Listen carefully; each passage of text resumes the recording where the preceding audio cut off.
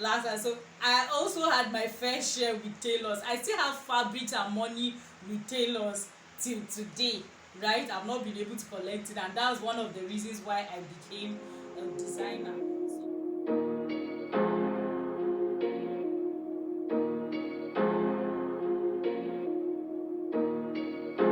Hey guys, welcome back to my channel. My name is Timmy Kemza James, for those who have not seen me before.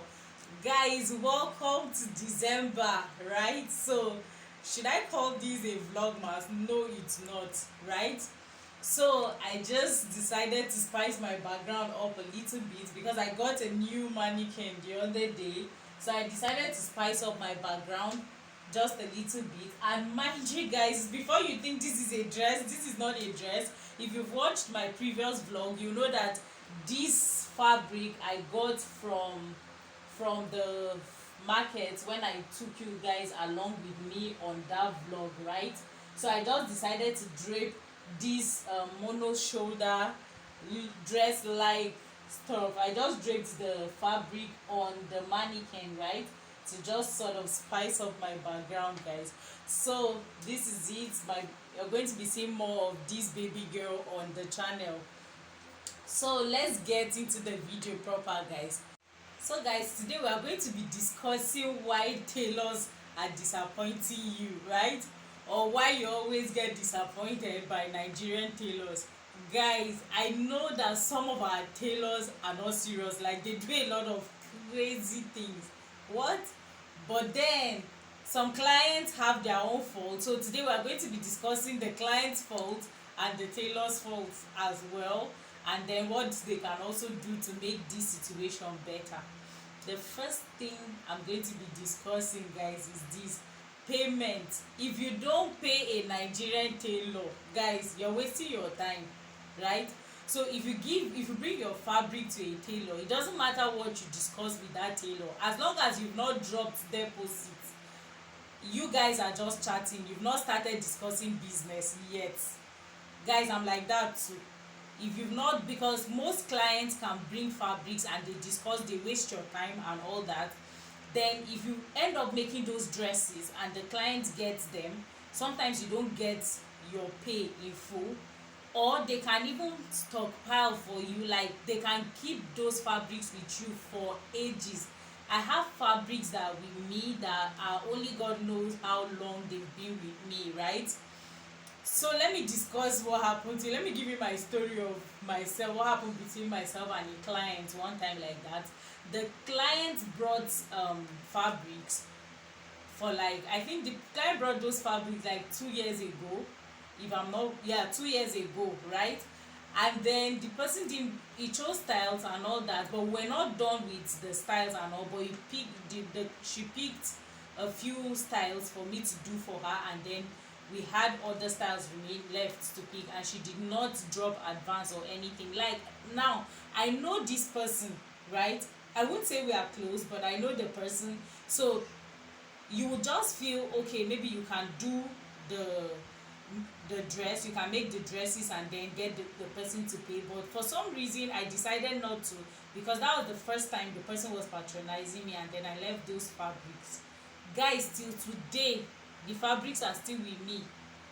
My money, I did not see nothing. Let me not even say it's my money, because it's not even yet my money, because I've not done the dresses.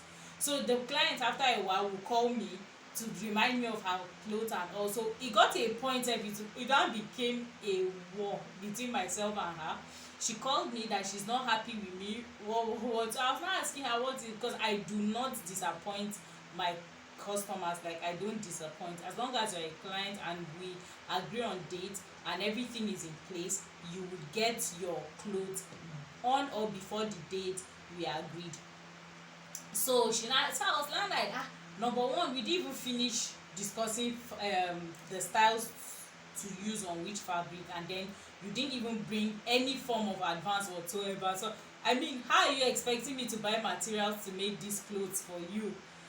Now the second thing is, if she now came back this year to make those clothes, now the price I was to charge her then, I'm not going to be charging the same amount now, because this is a whole new year. and we know dollar rate has gone up, and we purchase all these fabrics, like we get the fabrics that we use to, like linings and all those sewing materials, they bring them from abroad, so the prices have gone up as well. So what exactly are you expecting me to do? Charge you the same price I charged in like 2 years ago? It's not like that. Dollar rate is not smiling. So guys, we are not smiling. Now that's the first thing clients do. The second thing that clients do, even me, sorry guys, let me emphasize this, as long as you and I, we've not come to payment terms, we are just chatting guys, we've not started discussing business. Now the second thing that customers do that makes Nigerian tailors to disappoint them is this: even when you bring your, you pay advance, let's say you're not in the same state as the person, and the person pays you a certain amount of money to make the dress for the person, and you say send in your measurement. Guys, sending in your measurement means you and I are discussing today. If I say okay, by tomorrow latest send in your measurement, and I don't get your measurements latest by tomorrow, there are so many things that can affect your date of collecting your clothes. Let's say usually let's say you do 2 weeks delivery time, right? So you have 2 weeks to work on the clothes and to deliver. So if in 2 weeks you don't send your measurement, let's say I say send your measurement today or tomorrow, and tomorrow you do not send your measurement, then you send it a day after tomorrow, guys, you have actually changed our plan, and it might not even be 2 weeks for you again, because between today, tomorrow, and the day you send that measurement, another client could have booked me. Do you get? And then maybe the person has so many clothes, and I've already collected the person's clothes, because your own are still pending, your own order or your own side of the story is still pending. Do you get? So when I collect those clothes, I have concluded a deal with a client, guys. What exactly do you want me to do with that person? So that would affect your own delivery date. So two things now: when you come, make sure your measurements, you conclude everything with the customer, with the client, with the tailor, sorry guys, on the day you decide to, on the day you and the person have your collection date. So let's say I bring my clothes today, I will make sure that my measurement is taken today. If I am to send the measurement to the tailor, I will make sure that I send that measurement today, and then I send my deposit or advance payment today, and pick all my styles that I want to make, or discuss styles and everything today, so that I know that my collection date is going to start counting from today. Do you understand what I'm saying, guys? So let me know in the comment section as well, in case you've been a victim of this. If you're a tailor and you're having this challenge with your customers, let me know in the comment section.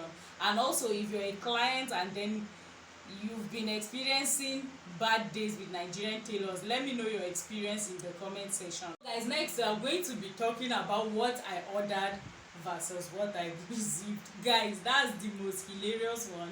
People are always, I see these things on Instagram and it's really funny, right? How people will be like, what I ordered versus what I got. There's something my brother used to say. He said if you go to patronize someone doing business, right, he said the way you see the person's store or shop or whatever you call it where you are, that's exactly how the outcome of what you're going to see is, and the way you see the person is the way the thing is going to come out, right? That is not always true, but I mean, guys, sometimes it's like that.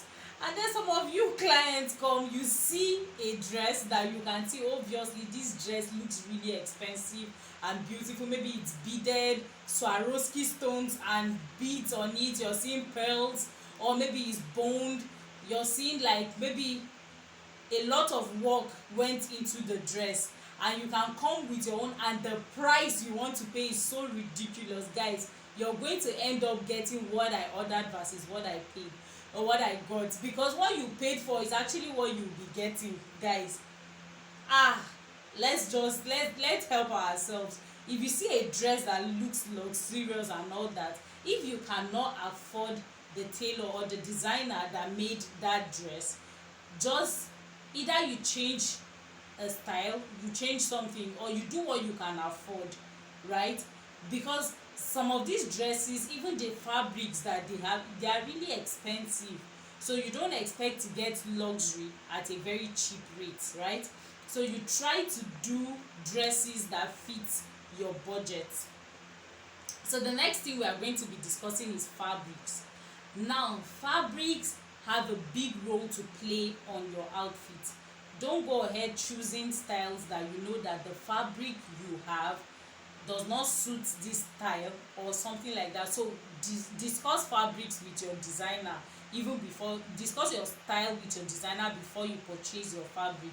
If you can, it will be helpful, except of course you're bringing in the same fabric as you've seen in the picture, or of your design, of the design you want to have, right? So you discuss fabrics with, you discuss your style and the choice of fabric with your designer. Now, the another thing I want to talk about is body shapes. Our bodies are in different, they come in different shapes, sizes and forms. So you try to pick designs that are the same as your body type, or the designs that suit your body type. And then you also, as tailors, guys, if you know that this person's body does not work for this, then you try to find a diplomatic way to discuss that with your client, so that you don't end up doing something that would spoil your reputation or will just tarnish everything for you guys. Let's try and be guided in that aspect, right? Now, the next thing that I feel like makes back to the Nigerian tailors delaying your clothes or hoarding your clothes. The next thing I feel is, sometimes, guys, electricity is a problem. Like, power is a problem in Nigeria, we all know. So because there is no light, maybe you've tried to see how light will come in your area, and then you've tried to like make calculations and all, and then it doesn't happen like that. That could cause maybe there's an outage for some time that the tailor did not really envisage, and then you have that situation, it can delay your clothes. So when you bring your clothes, you discuss with your designer. If they are going to, just tell them, I need that clothes on so date. So whether there is an outage of power or not, I want that clothes. So that means you're going to be paying extra, maybe, so the person can power his or her generator and use it for your clothes. So you discuss that aspect as well. Although for myself, it's not a problem, because when I discuss price with you, I factor that into our pricing. So if I have light, good for me. If there's no light, good for you. Do you get electricity? By light I mean electricity, right? So guys, I think that's the entire thing. And then tailors, we need to do better. Stop, if you are a tailor, you're a designer, stop collecting clothes that you know, like this Christmas now.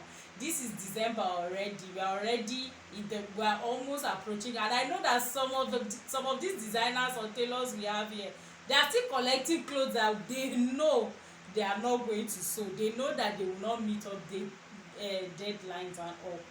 Guys, let's try and do better, so that they stop dragging us by our hair, our ear and everything on Instagram. I go on Instagram and I see this dragging, and I'll be like, what? Sometimes I just feel like, oh my god, and I'm a designer also, so I feel bad as well when I see that. So let's do better in this 2022 that we're entering like this. Designers, I'm calling upon us all to do better, so that our clients can be happy. Happy clients means paying clients. When your clients are happy, they usually don't have a problem paying you. So let's try and give them their outfits so that they can dirty the December properly, guys. So that is it about this video, guys. So I don't want it to be too long, so I'm going to be stopping it here. So guys, let me know in the comment section, and if you've not liked this video, go ahead and like this video. If you're not subscribed yet, guys, what are you waiting for? Go ahead and subscribe, because you're going to be missing some juicy tutorials, and I mean things like this once in a while here, but mostly we do tutorials, right? So go ahead and subscribe, hit the notification bell as well, and make sure you share this video with your friends. Let me know in the comment section what you think about Nigerian tailors. Let me know your experience with Nigerian tailors, guys. one day I think I'm going to do a video on how I became a designer last time. So I also had my fair share with tailors. I still have fabrics and money with tailors till today, right? I've not been able to collect it, and that was one of the reasons why I became a designer. So let me know in the comment section your experiences, and see you in my next tutorial, guys. Bye.